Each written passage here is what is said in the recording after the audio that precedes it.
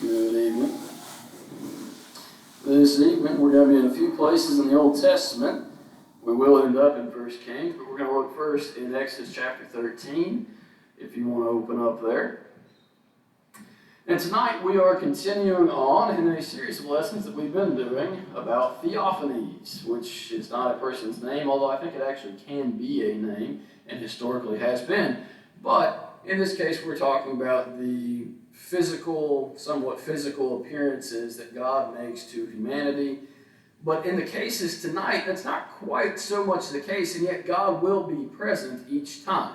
So they are theophanies in one sense, but maybe less so in that they're not a typical appearance, which would usually be in a more human-like form, or at least a more personable form, and these ones are not quite the same. And so that's why we're going to take a look at a few tonight rather than just one at a time with these like we normally do.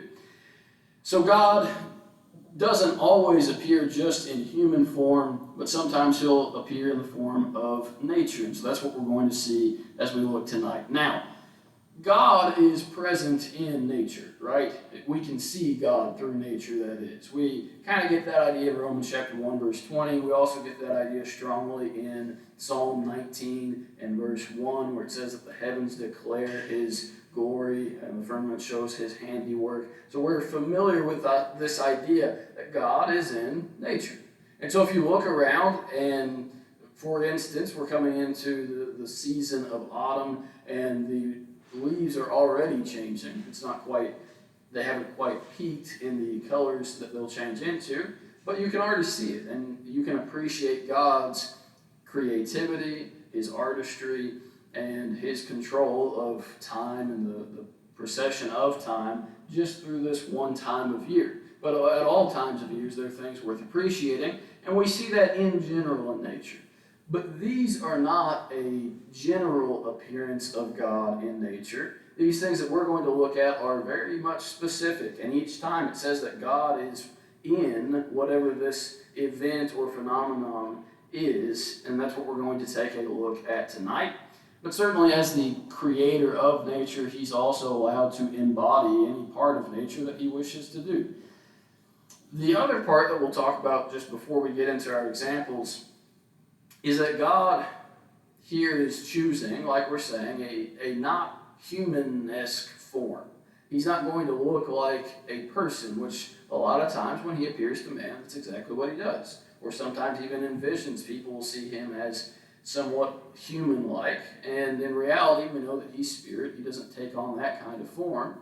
And so it shouldn't seem strange to us that we see God in a different form, but still it's a little bit curious. Why not come to some of these individuals as a man, as an angel, as just a voice, as a dream? Why pick these specific events in nature? And we'll explore that idea, but if I come to you in the form of a man, is that impressive?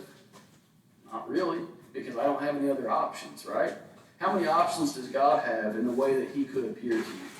It's limitless, it's endless. And so whenever God chooses a specific way to appear to somebody, it has some meaning behind it. And so we'll try to explore that as we look through these. Like I said, we'll start out in Exodus chapter 13. Exodus chapter 13, we've already seen some theophanies occurring in the book of Exodus, and we'll see another one here. 13 and verse 20. Exodus 13, verse 20, it says, "So they took their journey from Succoth and camped in Etham at the edge of the wilderness, and the Lord went before them by day in a pillar of cloud to lead the way, and by night in a pillar of fire to give them light, so as to go by day and night. And he did not take away the pillar of cloud by day, or the pillar of fire by night from before the people." So this first occasion, like we're saying, it's not any kind of human-like form, but it's instead something quite different. It's a cloud and a fire. And not just a cloud, not just a fire, but a pillar of that. And so it's kind of hard for us to imagine. In the form of a cloud, It may be like the storm clouds that we see roll in, the ones that are really, really tall that reach up literally to the stratosphere. And so it could be that kind of a cloud, but something is before them and it's leading them. And the same thing at night, except with a fire. Now, a fire, that's not that surprising. God has already appeared in the form of the burning bush before this account takes place. But even if these seem strange, and even if these aren't as normal as some of the other appearances of God, if there is such a thing as a normal appearance of God, it does say that the Lord went before them. And so God's presence is there. It is in the cloud. It is in the fire. And so that's why we're saying that it does qualify for a theophany.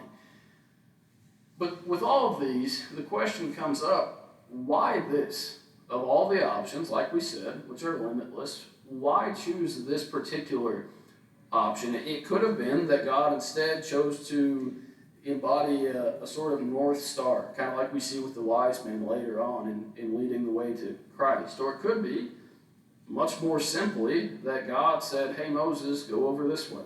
And he didn't really need to guide them directly, and yet he chooses to do this. There's probably two major reasons. One reason is that it is a show of great power. Is it not? I don't know exactly how tall this pillar of cloud or smoke and this pillar of fire are. Have you ever seen a pillar of fire in the sky? It doesn't really happen that way. It could seem something like lightning, but that's not really the idea here. And so when we imagine this, it is miraculous. There's no other descriptor for it. And so we look to this example and we say, okay, great. God is showing his power, not just to his people, but in the next chapter, we'll get a glimpse of this power being displayed to the Egyptians as well. And so certainly power is on display here, but the other thing is that this is immensely practical. It's our understanding that the Hebrew people coming out of Egypt numbered at least 1 million, maybe up to about 4 million people. That's a lot of people. How are you going to keep all those people together? How are you going to communicate to all of them what direction they're supposed to be heading? Well, what better way than something that every person in that group can see? And so it would make things pretty simple for that purpose as well. Chapter 14, as we just mentioned, verse 19. 14 and verse 19, it says, and the angel of God, who went before the camp of Israel, moved and went behind them, and the pillar of cloud went before them and stood behind them. And so it came between the camp of the Egyptians and the camp of Israel. Thus it was a cloud and darkness to the one, and it gave light by night to the other, so that the one did not come near the other all that night. And so instead of the people of Israel being destroyed right up next to the Red Sea, God uses this, his already miraculous appearance, to separate his people from the people that wish to do them harm. And so this is not just a display of power in general, but a display of God's protective power of his people. And that's how he'll use this here. And so God does have a purpose in why he chooses this. But the other thing that's maybe more important is the bigger point. Why this? Well, we said, one, because it's a way of leading his people. God is always in the business of leading his people. In this case, leading them away from danger, leading them toward a land of promise. And then the other side of this, back to verse 22 of chapter 13, it specifies there that he did not take away the pillar of cloud by day or by night. And so when this happens, they are not only guided by it, but it is a constant sign that God is with them. Now, curiously, and you can look into this yourself, no one's quite sure if this cloud this pillar of cloud and of fire vanished sometime after crossing the Red Sea, or if it was with them for 40 more years while they wandered in the wilderness. The text doesn't really say. And so it's possible that God's presence leads them not just across the Red Sea and into the desert to Mount Sinai. It may continue on even after that point. Turn next with me, if you will, to Job chapter 38. Job chapter 38. And we'll see another example of God revealing himself in a particular form, not the form of man, but instead the form of nature. In Job chapter 38, just to set the context a little bit, if you don't recall, Job has spent an entire book talking with his friends, and they have tried to tell him that he is the most sinful and wicked person in the world. He tries to defend himself as being righteous, and nobody's quite right in what they're saying.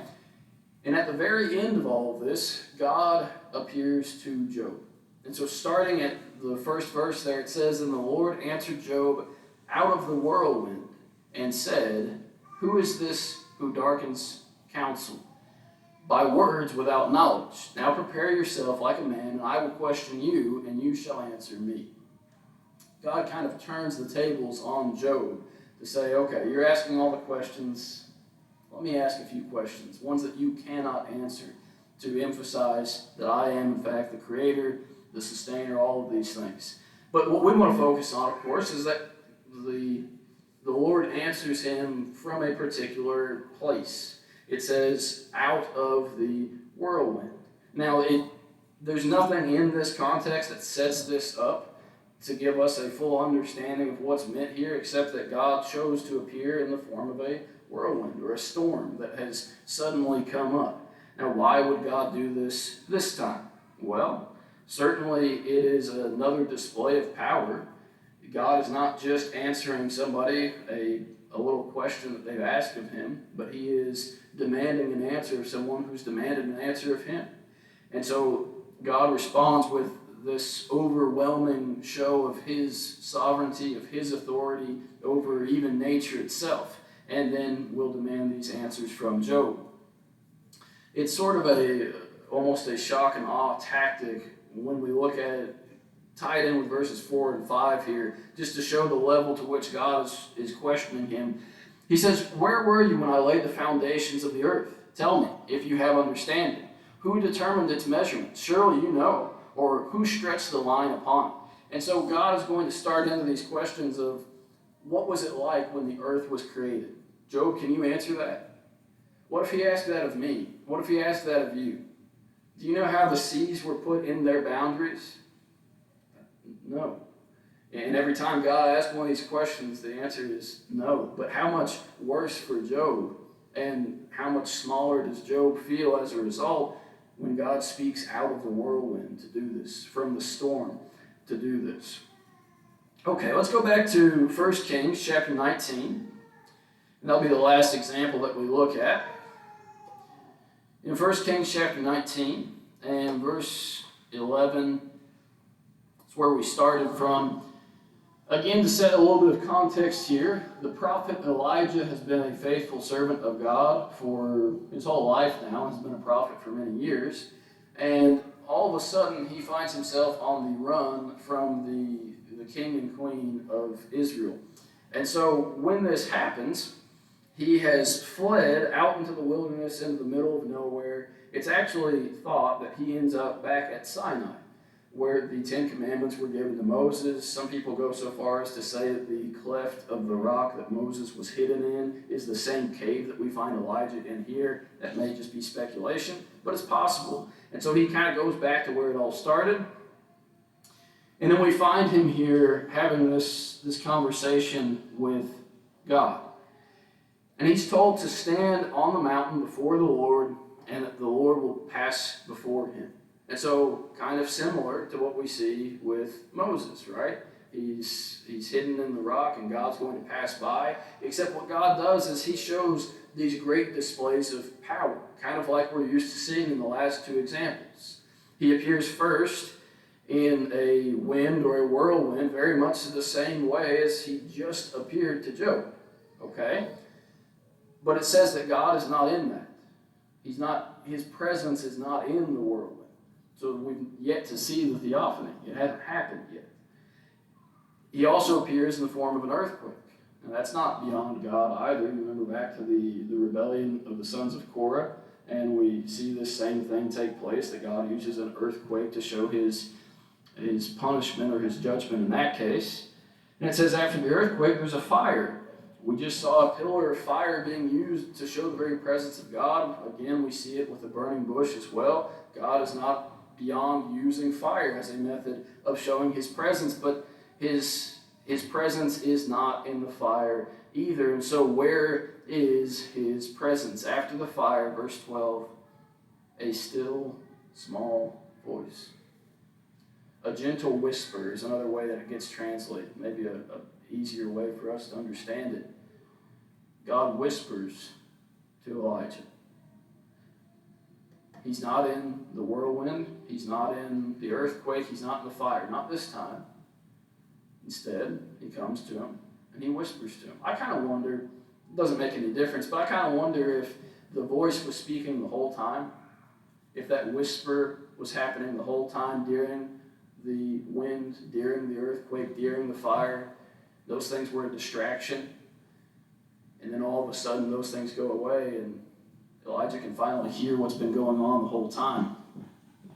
So he's not in these things though, but instead he chooses a different form to take on. He chooses a different way to manifest himself to Elijah.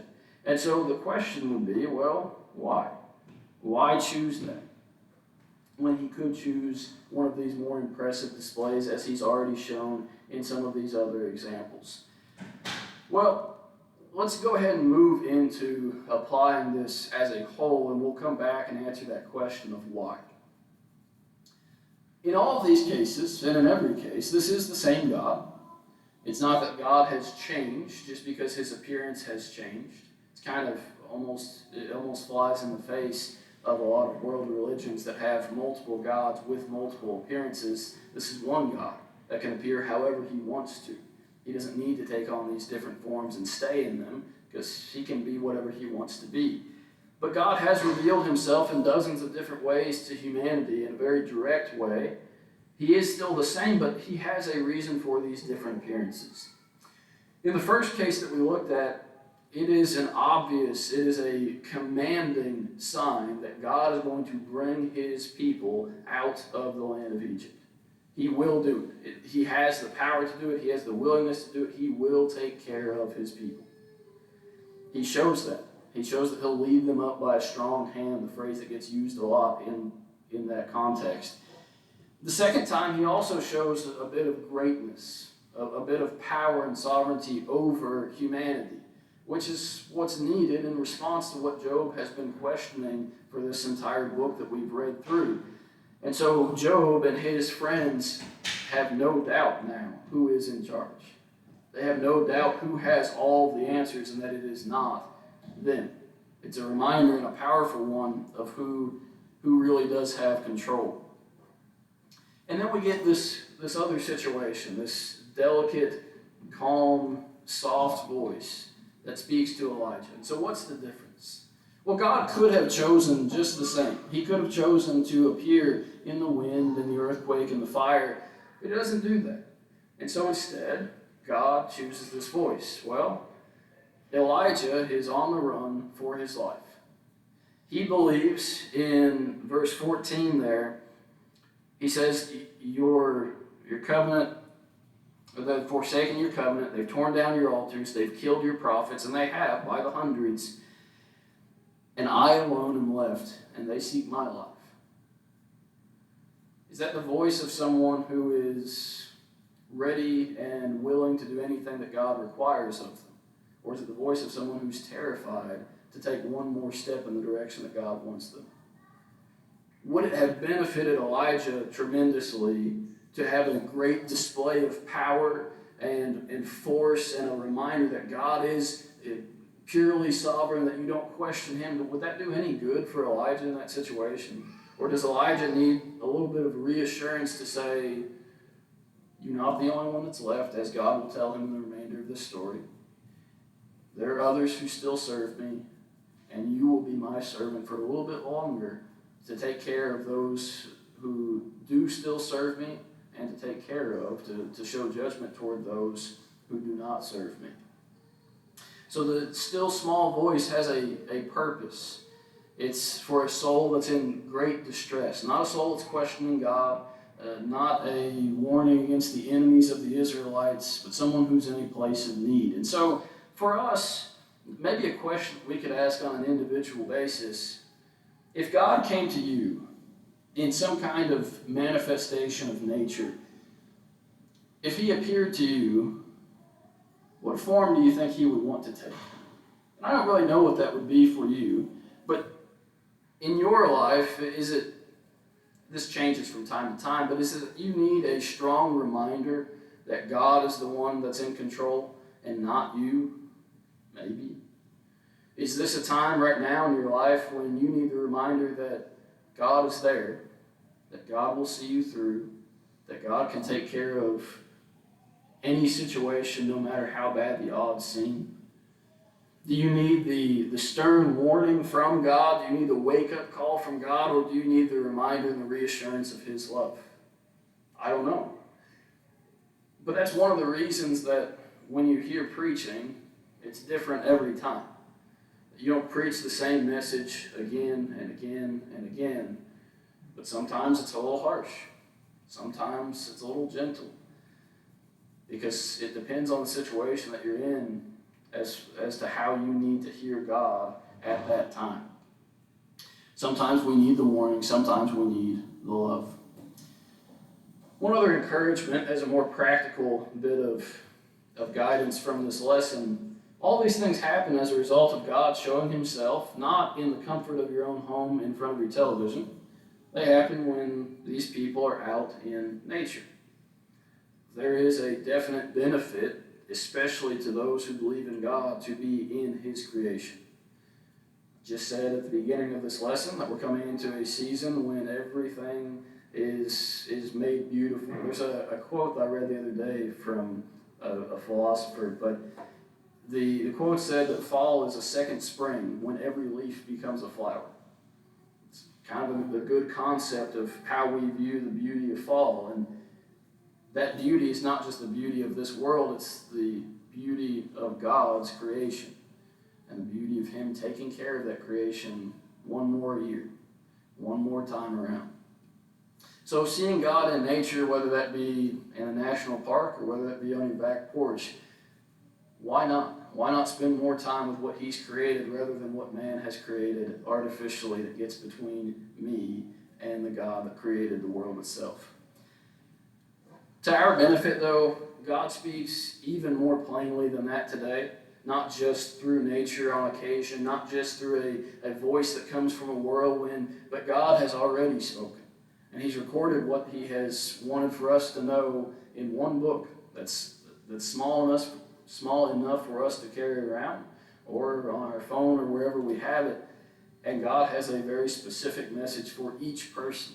Maybe not tailored to you individually, but the message is the same. Repent and do the works that the Creator demands, and experience the love that only He can show to you. Tonight, if you need to be obedient to God, who is sometimes the powerful Creator, sometimes the gentle reminder of love, if you need to respond to Him tonight, this is the opportunity that you have before you. You may not have another one beyond this, but tonight is your best chance, maybe your only chance, to repent, to become a child of God, or to be faithful in some other way that maybe you haven't been before. If there's anything we can do for you this evening, if there's anything you need to do for God, we ask you to come forward now as we stand and as we sing.